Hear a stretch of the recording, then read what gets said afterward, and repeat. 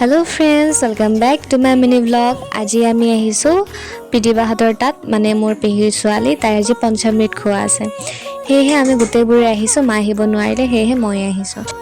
আৰু এয়া দেখিছেনে, বিভিন্ন নীতি নিয়মৰ মাজেৰে কাৰ্যসূচীখিনি পাৰ হৈ গ'ল। তাৰে পিছতে ইপিনে আমাৰ খোৱা বস্তু সামগ্ৰীবোৰ যোগাৰ হৈ আছে, সিপিনে পায়স বনাই আছে আৰু ইপিনে চাহৰ ব্যৱস্থা কৰি আছে।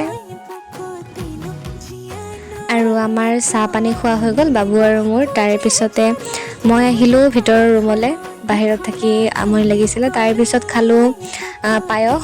বুট মই লোৱা নাছিলোঁ, খাব মন নাছিলে, সেয়েহে বুট নাখালোঁ।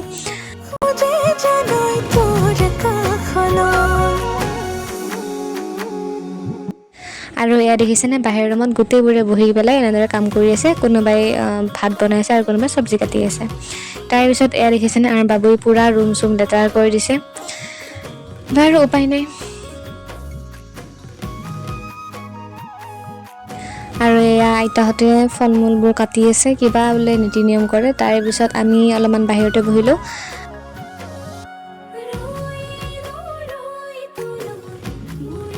আৰু এয়া দেখিছেনে, 5 বিধ বস্তু খুৱাব লাগে। সেয়েহে মাক দেউতাকৰ পৰা আদি কৰি গোটেইবোৰে অলপ অলপকৈ খুৱাই দিয়ে, কিবা নীতি নিয়ম আছে সেইবোৰ।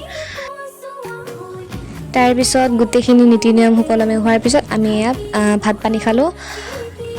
তাৰপিছত ভাত পানী খাই অলপমান ৰেষ্ট ল'লোঁ, যিহেতু ভাগৰ লাগিছিলে।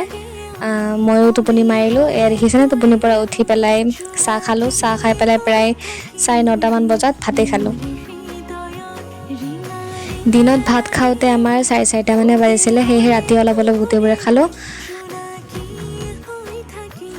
আৰু ভাত খাই মেলি কথা বতৰা পাতোঁতে 10টামান বাজিলে।